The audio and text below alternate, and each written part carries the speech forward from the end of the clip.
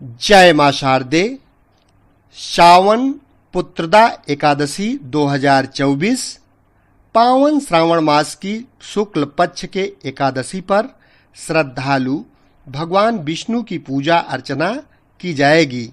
यह एकादशी पुत्रदा एकादशी कही जाती है। इस बार श्रावण मास की पुत्रदा एकादशी 16 अगस्त शुक्रवार को है। पंचांग के अनुसार इस बार पुत्रदा एकादशी के अवसर पर प्रीति योग का संयोग बन रहा है। मान्यता है कि सावन पुत्रदा एकादशी का व्रत पुत्र रत्न की प्राप्ति और पुत्र की रक्षा व समृद्धि के लिए की जाती है। इस दिन भगवान विष्णु की पूजा अर्चना का विशेष महत्व है। मान्यता है कि इस व्रत को करने से संतान प्राप्ति और उनकी समृद्धि का आशीर्वाद मिलता है। संतान सुख की कामना वाले दंपत्ति अवश्य यह व्रत रखें। वे दंपत्ति जो संतान सुख की कामना रखते हैं, इस दिन व्रत अवश्य उन्हें रखना चाहिए। संतान सुख की कामना लेकर यह व्रत करने पर भगवान विष्णु की परम कृपा होती है। ऐसे दंपत्ति की गोद अवश्य भर जाती है। पुत्रदा एकादशी साल भर में 2 बार आती है। इस व्रत का बड़ा ही धार्मिक महत्व है।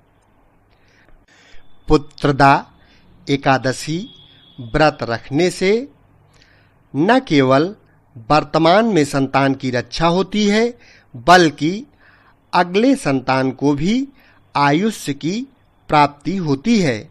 विशेषकर उन दंपत्तियों को भी संतान सुख प्राप्त होता है जिनके संतान नहीं है।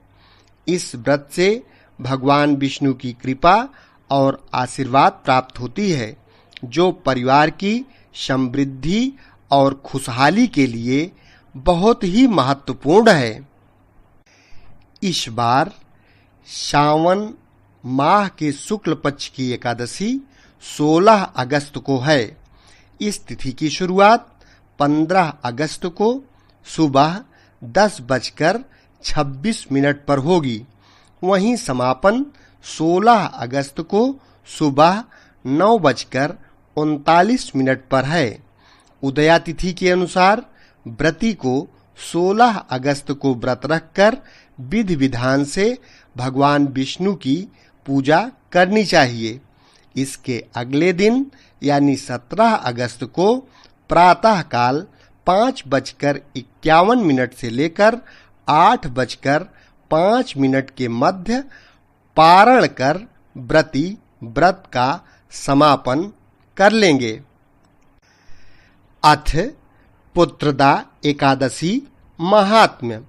धर्मराज युधिष्ठिर बोले कि हे भगवान, आप मुझे श्रावण मास के शुक्ल पक्ष की एकादशी की कथा सुनाइए। इस एकादशी का क्या नाम है तथा इसकी क्या विधि है, सो सब कहिए। श्री मधुसूदन बोले कि हे राजन, अब आप शांति पूर्वक श्रावण मास के शुक्ल पक्ष की एकादशी की कथा सुनिए। इस कथा के श्रवण मात्र से ही वाजपेय यज्ञ का फल मिलता है। द्वापर युग के प्रारंभ में महिष्मती नाम की एक नगरी थी। महाजित नामक एक राजा उस नगरी में राज्य करता था। वह राजा पुत्रहीन था, इसलिए सदैव वह चिंताग्रस्त रहता था।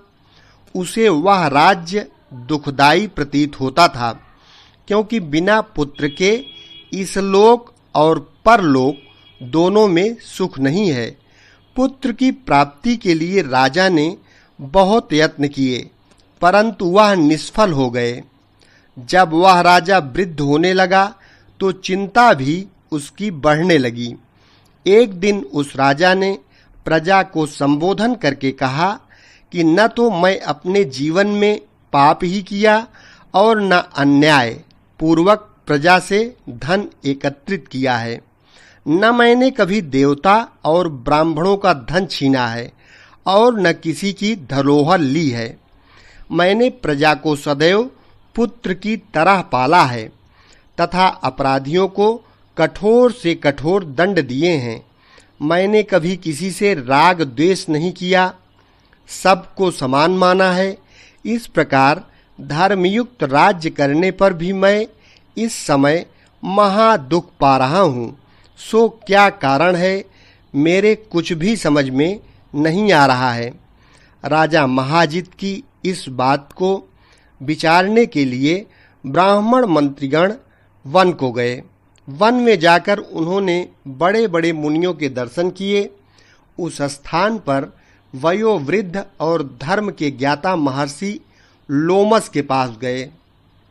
महर्षि को यथा योग्य उन सबने जाकर प्रणाम किया और उनके सम्मुख बैठ गए। उनके दर्शन से सबको बड़ी प्रसन्नता हुई और उनकी विनय याचना करके बोले, हे देव, हमारे अहोभाग्य हैं कि आपके दर्शन हमें प्राप्त हुए। इस पर लोमस ऋषि बोले कि ब्राह्मणों, आप लोगों के विनय और आपके सद्व्यवहार से मैं अत्यंत प्रसन्न हूँ। अब आप मुझे अपने आने का कारण बतलाइए। मैं आपके कार्य को आपकी शक्ति के अनुसार अवश्य ही करूँगा, क्योंकि हमारा शरीर ही परोपकार के लिए बना है, इसमें किंचित मात्र भी संदेह नहीं है। लोमस ऋषि के ऐसे वचन सुनकर सब लोग बोले कि हे महर्षि, हमारी समस्त बातों को जानने में ब्रह्मा से भी अधिक सक्षम आप हैं, अतः आप हमारे संदेह को दूर कीजिए। महिष्मती नाम की पुरी में एक धर्मात्मा राजा महाजित नाम का है। वह प्रजा को पुत्र की तरह धर्मानुसार पालन करता है, परंतु फिर भी पुत्रहीन है। वह इससे अत्यंत दुखी रहता है। उस राजा की हम लोग प्रजा हैं, उसके दुख से हम भी दुखी हो रहे हैं, क्योंकि प्रजा का यह कर्तव्य है कि राजा के सुख में सुख माने और उसके दुख में दुख माने।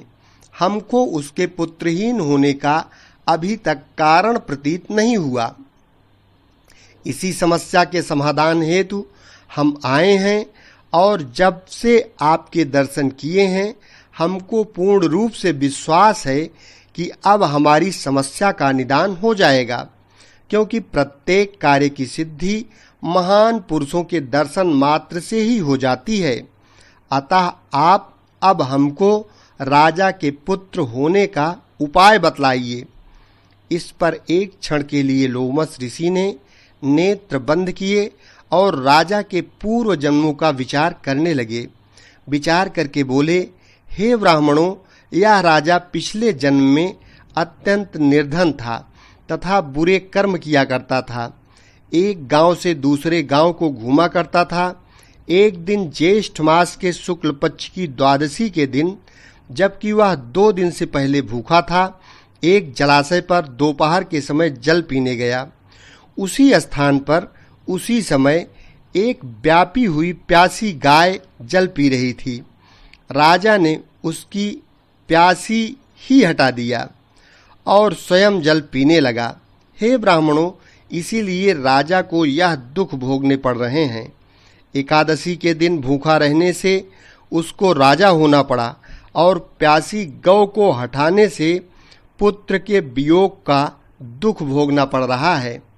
सब लोग इस पर बोले, हे महर्षि, शास्त्र में ऐसा लिखा है कि पुण्य से पाप नष्ट हो जाते हैं, इसलिए आप राजा के पूर्व जन्म के पाप नष्ट होने का कृपा करके उपाय बतलाइए, क्योंकि इस पाप के क्षय होने से पुत्र रत्न की उत्पत्ति होगी।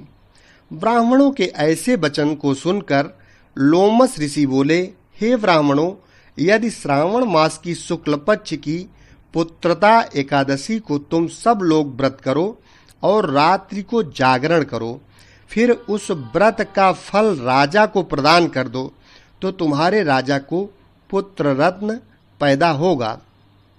इससे तुम सब लोगों के तथा राजा के समस्त दुख नष्ट हो जाएंगे। मंत्रियों सहित समस्त प्रजा महर्षि लोमस ऋषि के वाक्यों को सुनकर प्रसन्नता पूर्वक अपने नगर को वापिस आई।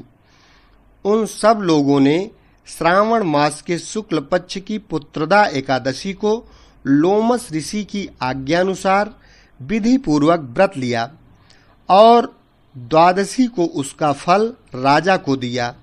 उस पुण्य के प्रभाव से रानी ने गर्भ को धारण किया और 9 महीने के पश्चात उसके एक अत्यंत तेजस्वी पुत्र रत्न उत्पन्न हुआ।